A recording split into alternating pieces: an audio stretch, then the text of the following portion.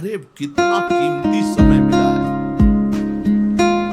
कितना कीमती समय मिला है। आप समझ नहीं पा रहे हैं, आप समझ नहीं पा रहे, पछताना पड़ेगा बाद में। थोड़ा समय विश्राम किया जाता है, इसको अभ्यास में डाल लो। कई वर्ष हो गए मध्याह्न में विश्राम नहीं, नींद का नहीं, थोड़ा शरीर अस्वस्थ होने का, लेट जाना फिर बैठ जाना, फिर टहलना, फिर लेट जाना बैठ जाना, नींद का नहीं। रात्रि में 4 घंटे इसको लेटने के लिए देते हैं बस। बीमार स्थिति में, शायद बीमारी ना होती तो पद्मासन में इसको हम विश्राम देते, पर अब पद्मासन लगा नहीं सकते। शरीर सुख आराम त्याग किए बिना भगवत मार्ग में कोई भी विजितात्मा नहीं हो सकता। रगड़ो, इस शरीर को रगड़ो। हाथ में माला है या काउंटर है, टहल रहे हैं, जब नींद आ रही टहल रहे हैं, सिर्फ 4-5 घंटे शयन के लिए दीजिए। क्या कर पाओगे आगे? यही अवस्थाएं हैं, नवयुवक अवस्था। इसी पर विजय प्राप्त करो। नींद आदि पर, भोजन पर, नींद पर जानबूझकर 1-2 दिन भोजन छोड़कर भजन पड़े नहीं रहना। कोई जान न पावे कि आप भोजन नहीं किए। पूरी दिनचर्या ज्यों की त्यों होनी चाहिए। जिद्दी स्वभाव, परमार्थ के पथिक का जिद्दी स्वभाव, आराम त्यागी स्वभाव। और शरीर को जैसा बना लो प्रभु वैसे ही है, इसमें जड़ है, कोई अंतर नहीं पड़ता है। रात में सो, दिन में 4 घंटा सोने का अभ्यास बना लो, दिन में सोते रहो। अभ्यास है, चाहे जगने का बना लो चाहे सोने का। आधा कवल रोज बढ़ाते चले जाओ, भोजन आते फैलती चली जाएंगी। आधा कवल रोज कम करते चले जाओ। 24 घंटे में 400 ग्राम अन्न से स्वस्थ शरीर का पोषण हो जाएगा और वो क्रियाशील रहेगा। 400 ग्राम अन्न से काहे को बर्बाद कर रहे हो? आते बढ़ाते चले जा रहे हो। इसको कम करो, कम करो। भोजन 400 ग्राम अन्न से काम चल जाएगा। जिसे भगवत प्राप्ति के बिना जिया नहीं जा रहा, तब भगवत प्राप्ति होगी। ये शरीर सुख आराम के त्यागने की, हमें बहुत समय बर्बाद मत करो, समय बर्बाद मत। भोजन कर रहे हो, नाम जब चल रहा है, अंदर पद चल रहा है। कोई भी भोग तुम्हें नहीं फंसा सकता यदि भगवान नाम चल रहा है। समझे नहीं? भगवान नाम नहीं जब करना, बस मन मानी आचरण करना। बड़ी भारी आवश्यकता है शरीर सुख आराम के मिटाने की साधक को। जीवन भर इसी में लगे रहे, जीवन भर। जब से इस मार्ग में चले तो इसी पर है। नींद और भूख 2 पर भारी प्रहार रहा है। नींद और भूख तो भगवान की कृपा से ऐसा, अब तो बहुत भारी रोग से ग्रसित है। लेकिन पीछे मुरारी शरण आए और कहा अल्ट्रासाउंड कराने चलना है, डॉक्टर ने बोला है, तो आज कुछ खाना नहीं। हम कहा आज की बात कर रहे हो? 3-4 दिन से कुछ नहीं गया। जब डॉक्टर वहां देखा, बोला बाबा पानी पे रहते हो क्या? जो वैसे किया, जानबूझ करके मधुकरी नहीं जाना, 3-4 दिन नहीं पाना। अब देखते हैं भजन कैसे होता है। और यह अभ्यास बचपन से, भूखे रह करके, सर्दी में, गर्मी में, बीमारी में, हर स्थिति में भजन नहीं छूटना, दिनचर्या नहीं छूटनी। शयन में जो तुम्हें सुख मिलता है वो तमोगुणी नींद का है। जागृत होकर भजन में अगर समय व्यतीत कर दो, हाँ, जीवन आनंद में। शरीर सुख आराम को नष्ट करने की जरूरत है साधक को। दिन में सोना बंद करो। जो रात्रि में जगते हैं वो सो सकते हैं आधा टाइम। सोने का टाइम 4 घंटे तो 2 घंटे विश्राम कर लो। और रात्रि में ऐसी सेवाएं करो कि 1-2 घंटा उसमें विश्राम कर लो। 4 घंटे से काम। और जो रात्रि में चैन से सोते हैं, दिन में मत सो। दिन में टहलो, माला लो और अपने ही कमरे में टहलो, बंद करके कमरा, अपने ही अंदर टहलो। खूब नाम जप करो, मंत्र जप करो। देखो कैसा आनंद आता है कि अरे तेरा समय जा रहा है। पता नहीं आगे कौन सा रोग आ जाएगा, कौन सी घटना घट जाएगी। तू भजन करने लायक रहे या न रहे, आज भजन कर लेगा तो कल, बता रहे ना, हर समय मन उत्साहित रहता है। तभी हम कह रहे कि भजन करोगे तो मरते दम तक तुम्हारा उत्साह नष्ट नहीं होगा। उत्साह संपन्न, कितना आनंद रहता है। मन से भगवत आराधना शुरू कर दी। मन से पाठ शुरू हो जाता है, मन से परिक्रमा शुरू हो जाती है। हमें लगना है, आराम शब्द जीवन में नहीं। सीधी बात समझो, जब तक भगवत प्राप्ति नहीं तब तक आराम नहीं। राम काज कीन्हे बिनु मोहि कहां विश्राम। बिल्कुल जिद्दी स्वभाव बनाना पड़ेगा। शरीर आलस्य, प्रमाद, भोग, नाना प्रकार की खान पान सामग्री, तो भगवान कहते फिर मेरी प्राप्ति। विजितात्मा आराम है, राम काज कीन्हे बिनु मोहि कहां विश्राम। समुद्र पार कर रहे, मैनाक जी प्रकट हो गए, थोड़ा विश्राम कर लो। बोले नहीं, राम काज कीन्हे बिनु मोहि कहां विश्राम, मोहि कहां विश्राम। सेवक सुख चाह, मान भिखारी, व्यसनी धन, शुभ गति व्यभिचारी कभी नहीं। सर्वभूतात्म भूतात्मा, संपूर्ण प्राणियों के साथ आत्मवत व्यवहार करे। सब में मेरा प्रभु विराजमान है। जैसे हमारे किसी शरीर के अंग में चोट लग जाए तो हमें ही लगती है, ऐसे संपूर्ण चराचर जगत में जब किसी को दुखी देखे तो हमारा हृदय दुखी हो जाए। कैसे इसके दुख को, इसे सर्वभूतात्म भूतात्मा कहते हैं। जो योगी होता है वो सबको सुख पहुंचाने की चेष्टा करता है। किसी को भी दुखी देखकर उसका हृदय व्याकुल हो जाता है। साधन में स्वाभाविक प्रवृत्ति नहीं होती, लगाना पड़ता है। इसलिए उद्देश्य दृढ़ रखो। अब हमको इसी जन्म में भगवत प्राप्ति करनी है। हम प्रियालाल की शरण में हैं। हमारा एक एक मिनट बड़ा कीमती है। हर मिनट में, हर सेकंड में हमें नाम जप करना है और प्रभु के भरोसे रहना है। कम सोना है, कम खाना है, कम बोलना है। 3 बातें पकड़ो। कम सोना, इसका अभ्यास बना लो। कम खाना, इसका अभ्यास बना लो। और कम बोलना, इसका अभ्यास। ये 3 बातें जीवन में साधक के बिल्कुल सरलता पूर्वक आ जानी चाहिए।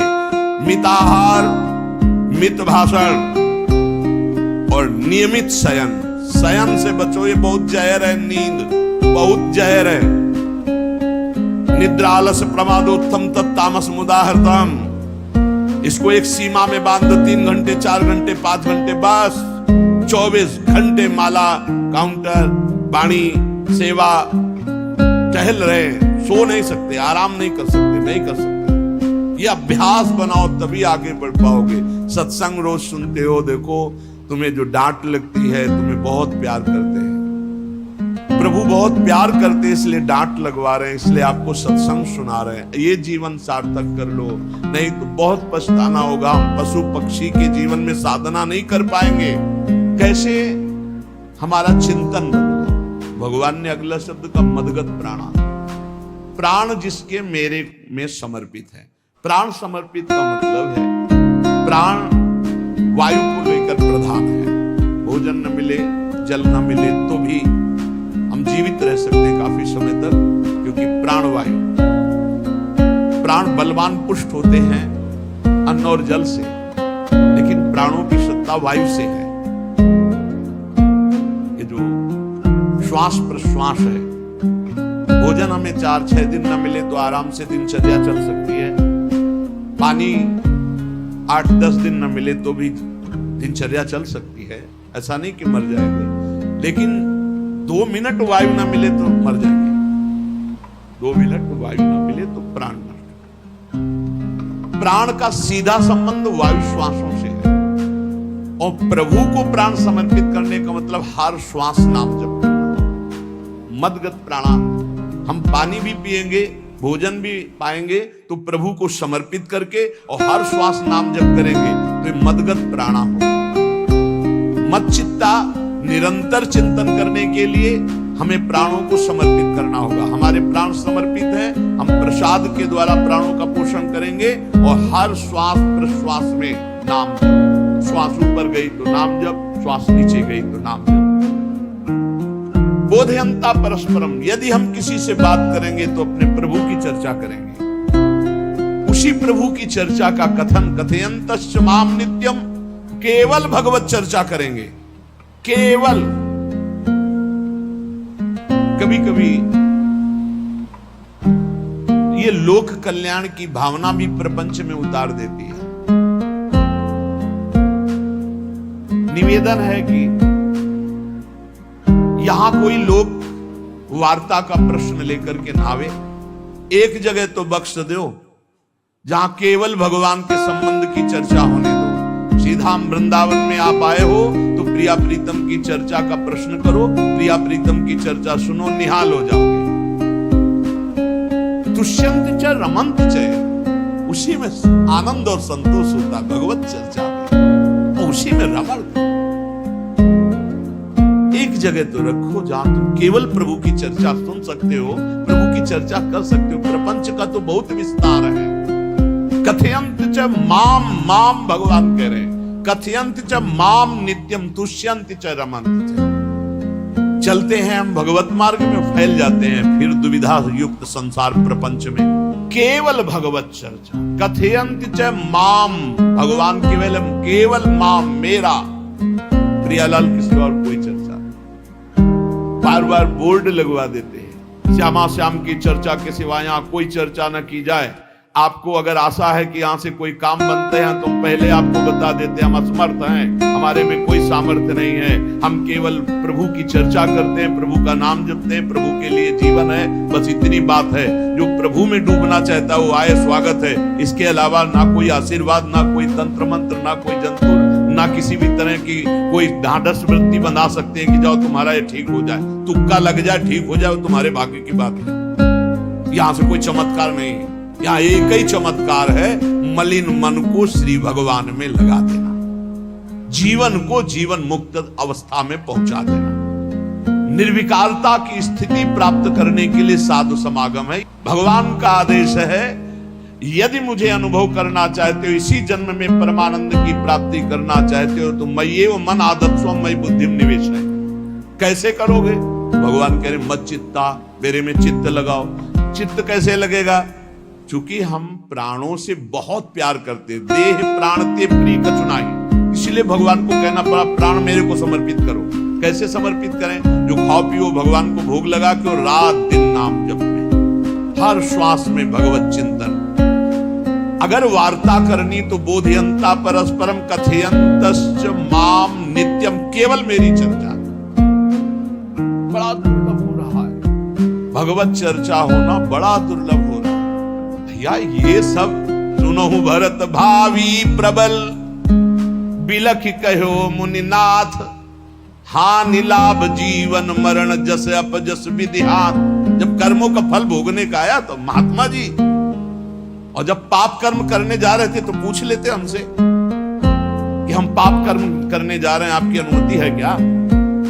तब नहीं, तब किसी न भगवान की याद की, न गुरु की याद की, मनमानी आचरण किए। तो अब भोग आया है, अब भोग लो, उसको भोगना पड़ेगा, वो यहीं मिलेगा तुम्हें। पति पत्नी परिवार संसार मित्र, इन्हीं में सब कलह अशांति मारपीट नाना प्रकार का। अरे पूछो मत, भगवान के चरणों का जब तक आश्रय नहीं लोगे तो यहाँ का ये प्रेम विवाह, यहाँ का प्रेम तुम्हें शांति प्रदान नहीं कर सकता। भगवत भाव रखोगे, हर परिस्थिति को शांति पूर्वक निर्वाह। ये जीवन काटना भी एक कला है।